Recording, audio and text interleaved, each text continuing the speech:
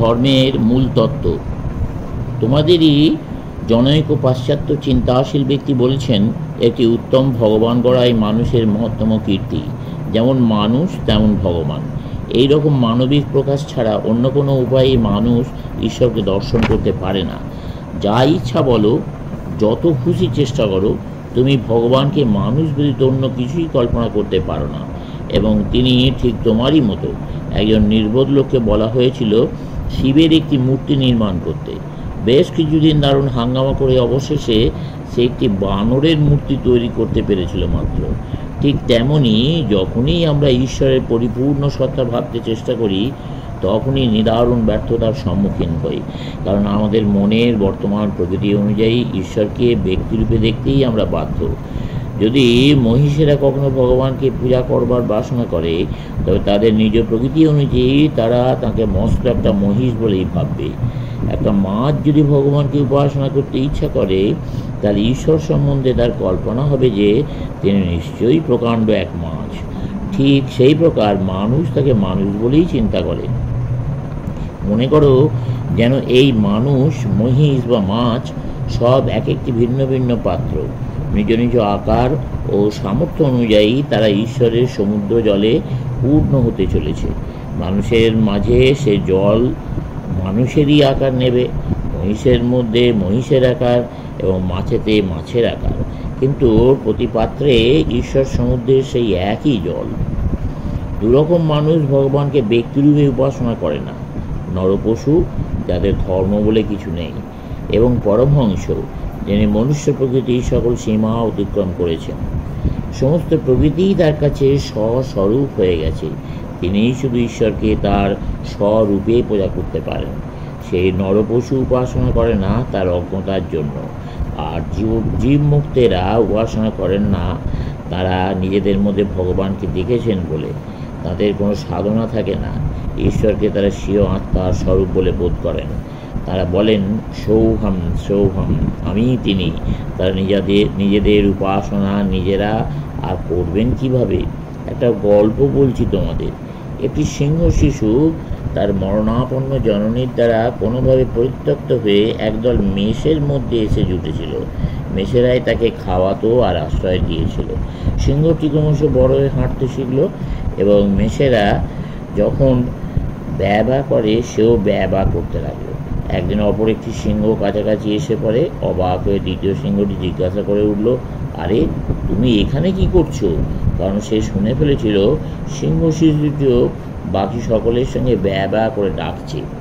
ছোট সিংহটি ব্যা ব্যা করে বলল, আমি ছোট্ট মেষ শিশু, আমি নেহাত শিশু, বড় ভয় পেয়েছি আমি।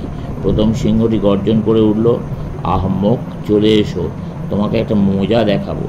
তারপর সে তাকে একটা শান্ত জলাশয়ের ধারে নিয়ে গিয়ে তার প্রতিবিম্বটি দেখিয়ে তাকে বলল, তুমি হচ্ছে একটি সিংহ, আমার দিকে তাকাও, ওই মেষটিকে দেখো, আর তোমার নিজের চেহারা এই দেখো।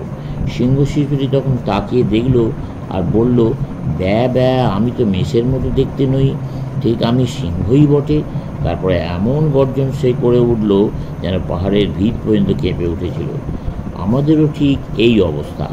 মেষ সংস্কারের আবরণে আমরা সকলেই সিংহ। আমাদের পরিবেশই আমাদেরকে দুর্বল এবং মোহগ্রস্ত করে ফেলেছে। বেদান্তের কার্য হচ্ছে এই মোহ বিমোচন। মুক্তিই আমাদের চরম লক্ষ্য। প্রাকৃতিক নিয়মের প্রতি আনুগত্য মুক্তি, একথা আমি স্বীকার করি না। একথার অর্থ যে কী তা আমি বুঝি না। মানুষের উন্নতির ইতিহাস অনুযায়ী প্রাকৃতিক নিয়মের ঊর্ধ্বে যাওয়াই উন্নতির কারণ। কেউ কেউ হয়তো বলবেন, সাধারণ নিয়মকে জয় করা তো উচ্চতর নিয়মের সাহায্যে হয়ে থাকে, কিন্তু বিজ্ঞানী মন সেখানেও মুক্তিকে খুঁজে বেড়ায়। আর যখনই জানতে পারে নিয়মের মধ্য দিয়েই সংগ্রাম, তখনই সে তাও জয় করতে চায়। সুতরাং মুক্তিই হলো সর্বকালের আদর্শ। বৃক্ষ কখনো নিয়মকে অমান্য করে না। কোনো গরুকে কখনো চুরি করতে দেখিনি। ঝিনুক কদাপি মিথ্যা বলে না, তথাপি তারা মানুষের চেয়ে বড় নয়। নিয়মের প্রতি অনুরক্তি শেষ পর্যন্ত আমাদের জড় পদার্থেই পরিণত করে, তা সমাজে হোক, রাজনীতিতে হোক বা ধর্মেই হোক। এই জীবন্ত মুক্তিরই উদাত্ত নির্ঘোষ। আচার নিয়মের আধিক্য মানে মৃত্যু। হিন্দুদের মতো অন্য কোনো জাতির এত বেশি সামাজিক নিয়মকানুন নেই, যার ফল জাতীয় মৃত্যু।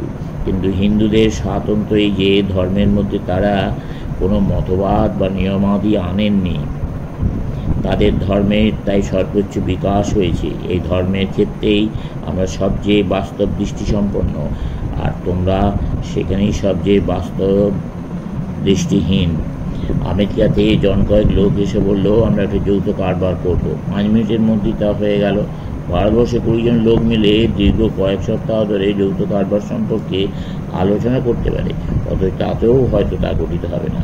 কিন্তু কেউ যদি বিশ্বাস করে যে 40 বছর ঊর্ধ্ববাহু হয়ে তপস্যা করলে সে জ্ঞান লাভ করবে, তা সে তৎক্ষণাৎ করবে। কাজেই আমরা আমাদের ভাবে বাস্তব বুদ্ধিসম্পন্ন, তোমরাও তেমনি তোমাদের ভাবে।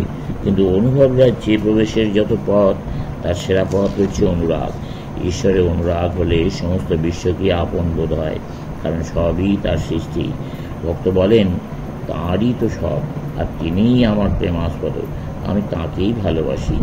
এমনি করে ভক্তের কাছে সব কিছু পবিত্র হয়ে ওঠে, কারণ সকল বস্তুই তাঁর। তাহলে আমরা কি করি বা কাউকে কষ্ট দিতে পারি? কেমন করে তবে অপরকে ভালো না বেসে পারি? ঈশ্বরকে ভালোবাসার সঙ্গে সঙ্গে তারই ফল রূপে অবশেষে প্রত্যেকের প্রতি ভালোবাসা এসে যাবে।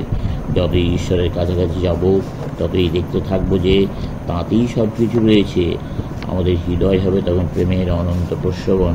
প্রেমের দিব্যলোকে মানুষ রূপান্তরিত হয়ে যায়, আর শেষ পর্যন্ত সেই মধুর এবং উদ্দীপনাময় সত্যটি উপলব্ধি করে। প্রেম, প্রেমিক আর প্রেমাস্পদ তত্ত্ব তো একই। সমাপ্ত।